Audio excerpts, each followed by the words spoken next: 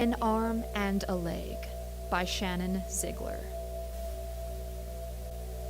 Black Rock Road snaked its way through the hills like a slick black tongue lapping at teeth. A little sign announced that the road was a scenic byway, which was more than just a pretty honorarium. At night, in any season, you needed to watch for all manner of flashing eyes. The placid, gentle deer were the worst ones. One wrong move could startle them, and the poor things would fling themselves into traffic, snapping their necks against oncoming steel. Janet had witnessed it firsthand. Janet drove this road twice every day. It was long and it was treacherous, but it was beautiful. Janet didn't like to drive, but no public transportation came this far north, so she had to. She wanted to find the freedom in it, to revel in the control that driving gave her. But in secret, she worried that she would cause an accident. To Janet, each dead piece of carrion she passed was a cold warning. Sometimes, Janet wished she could simply fast forward through this hour of her routine. Easing on her brakes, Janet stopped behind the car in front of her at the only stoplight along her route, a light which marked the halfway point of her journey home.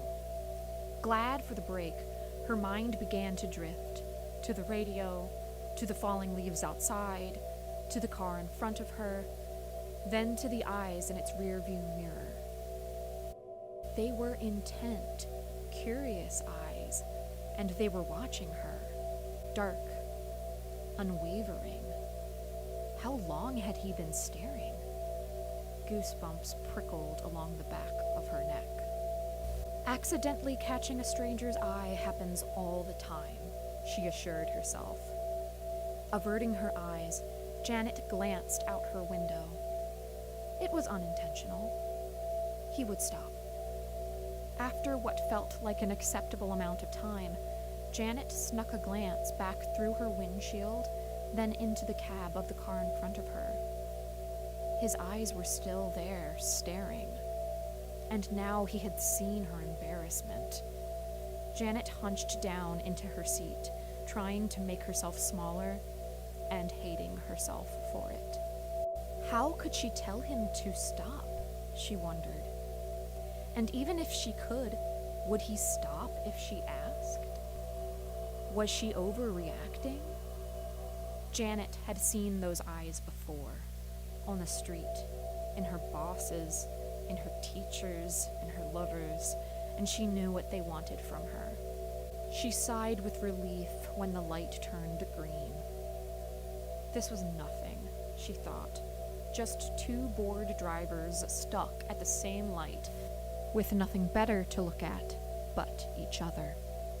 But the car in front of her continued straight through the light, the same way that Janet was going.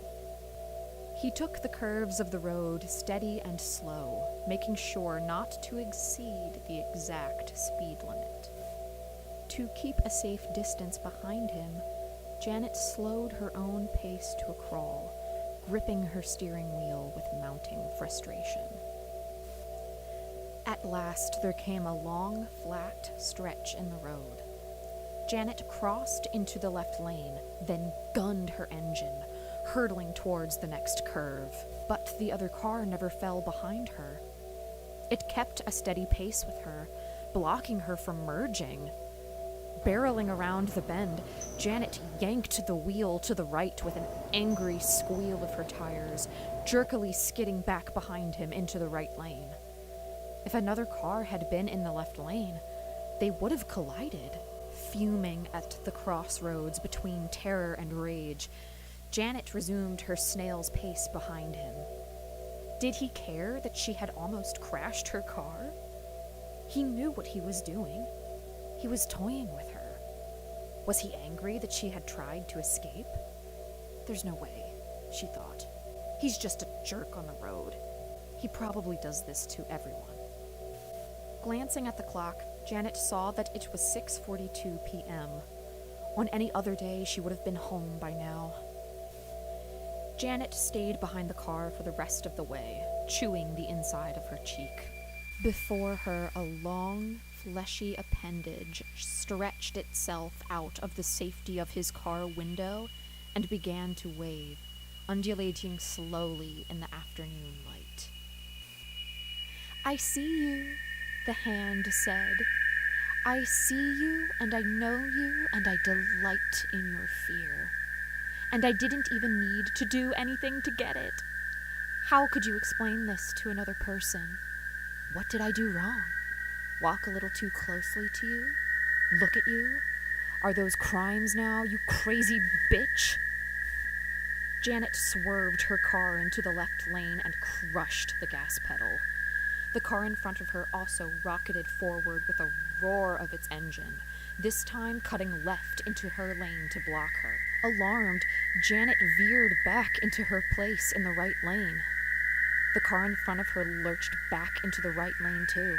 She jerked her wheel left. So did he. Janet wrenched her car right again, just as a truck emerged around the upcoming bend. The driver ahead of her tore his car back to the right, but it was too late. His outstretched arm smashed against the truck's windshield, the force of the collision ripping it from the socket with a wet crunch. The arm hurtled towards the blacktop, blood gushing in a grisly arc behind it. Fingers snapped as it hit the ground and bounced, rolling towards Janet's car. She swerved to avoid the sickening thud of bone beneath her tires. The man's screams forced Janet to hit her brakes. Was this her fault, she thought? Should she run? This was his fault. She didn't do anything wrong. Had she secretly wanted something like this to happen? Fuck him.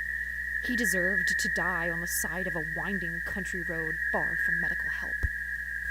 Janet shakily pulled out her phone. "Hello, yes. We need an ambulance right away.